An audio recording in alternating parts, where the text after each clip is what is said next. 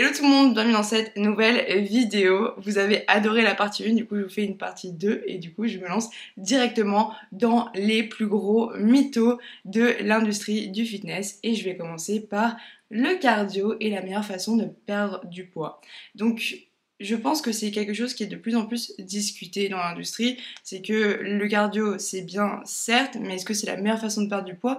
Peut-être pas, surtout que le cardio tout seul c'est un peu dommage quoi, étant donné que généralement vous allez perdre beaucoup de calories et ça peut entraîner un catabolisme musculaire, donc c'est-à-dire que vous brûlez tellement que vous êtes tellement en déficit calorique parce que vous brûlez beaucoup d'énergie et peut-être que vous apportez moins à votre corps, et bien vos muscles vont commencer à se cannibaliser et du coup vous allez certes perdre du poids, mais vous n'allez pas vraiment perdre de la graisse. Alors ce qui est suggéré, c'est évidemment garder un peu de cardio, c'est toujours très intéressant pour le cœur, pour la santé, voilà, globalement aucun sport n'est mauvais pour vous, mais juste de le combiner avec peut-être un peu plus d'exercices de résistance, de musculation. Autre mytho que j'ai vu, c'est qu'il faut souffrir pour gagner du muscle. Donc par exemple, il faut choquer le muscle.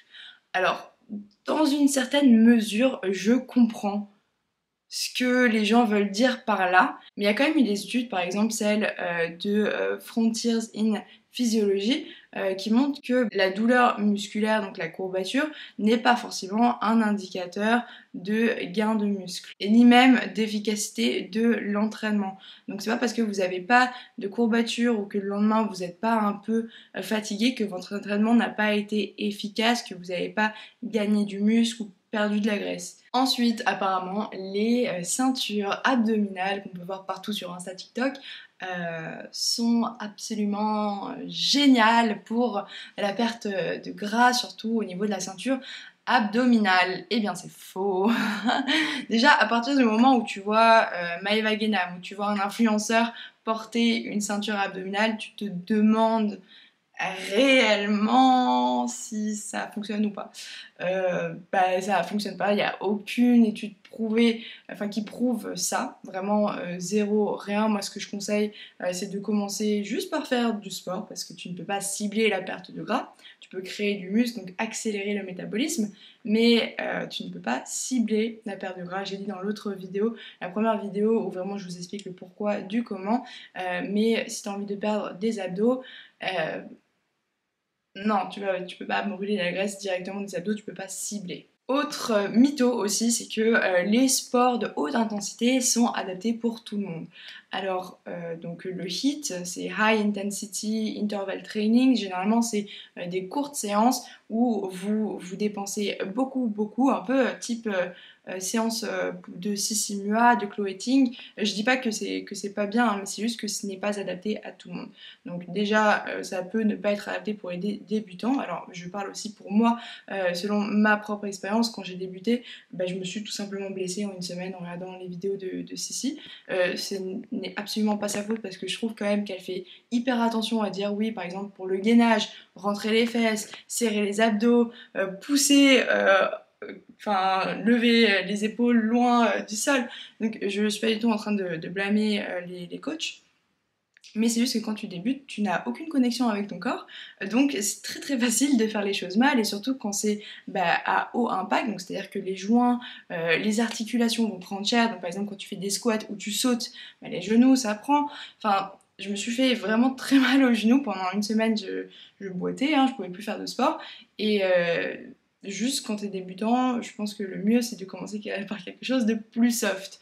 Aussi, donc il y a les débutants pour qui c'est pas forcément le plus approprié étant donné que ça demande déjà beaucoup de connaissances on va dire, et de bonnes formes, de bonnes techniques, mais aussi pour les personnes qui ont des problèmes de santé cardiovasculaire, tout simplement c'est faire monter les battements du cœur comme ça aussi rapidement, je suis pas sûre que ce soit la meilleure chose. Donc il y a plein de disciplines dans l'industrie du fitness, donc autant ne pas commencer par les exercices d'haute intensité. Une chose aussi très intéressante sur laquelle je suis tombée, c'est que plus vous prenez des protéines, plus vous aurez de muscles. Alors les protéines, c'est indéniable, vraiment, si vous voulez nourrir votre muscle, c'est des protéines qu'il faut, ça, voilà, je pense qu'on est tous d'accord là-dessus.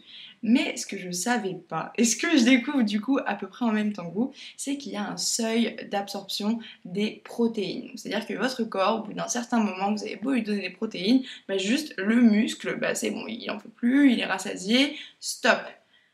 Donc, c'est ouf.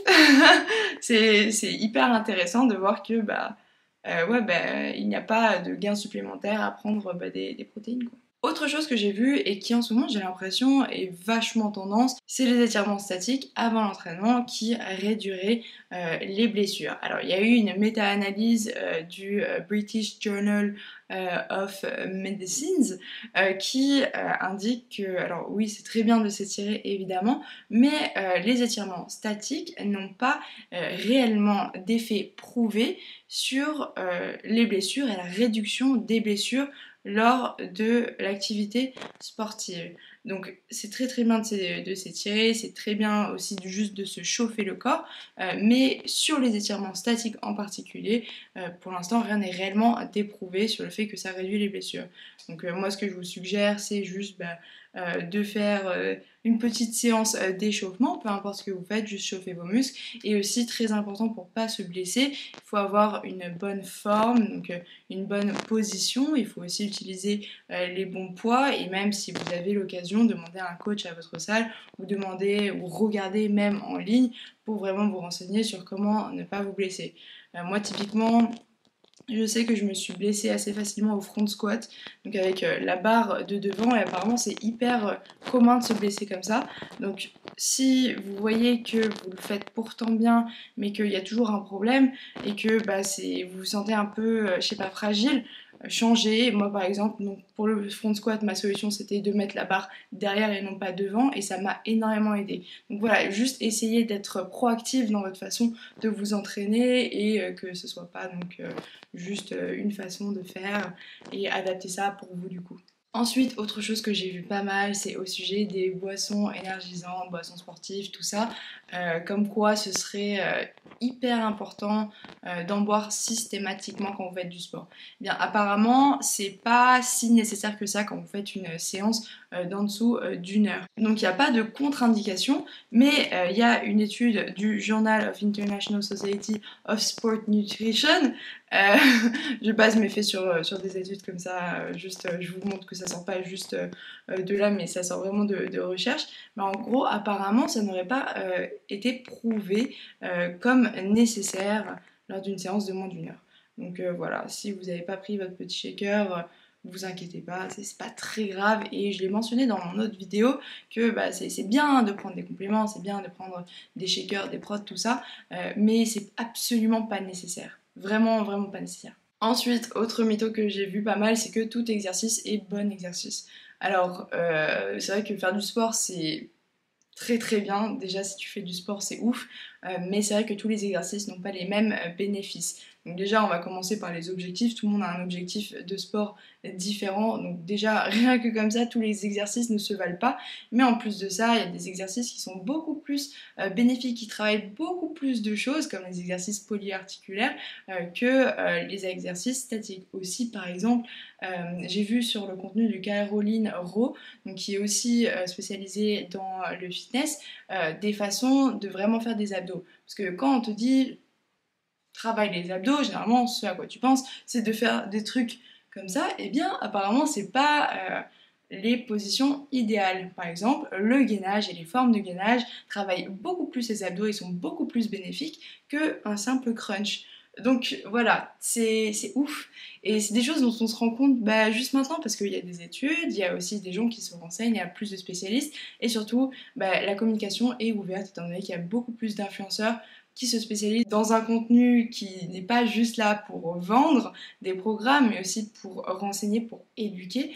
Donc c'est très intéressant de voir en fait tout ça et j'ai trop hâte de voir là, dans les prochaines années quel autre position, quel autre exercice on peut debunk et voir comment est-ce qu'on peut améliorer ça. Mais voilà, tout exercice ne se vaut pas. Ensuite, autre mytho, c'est que les multivitamines améliorent votre performance sportive. Eh bien, non, encore une fois, c'est juste que t'as pas besoin de ça si t'as déjà un régime équilibré. Donc, il y a une étude du International Journal of Sport Nutrition and Exercise Metabolism qui prouve que les gens qui ont une alimentation équilibrée n'ont pas de gain de performance, aucun bénéfice de prendre des multivitamines sur la performance. Donc voilà, c'est pour les mythos de l'industrie du fitness. N'hésitez pas à mettre le reste en commentaire si vous en avez d'autres. Et du coup, on se dit à la prochaine fois. Bye!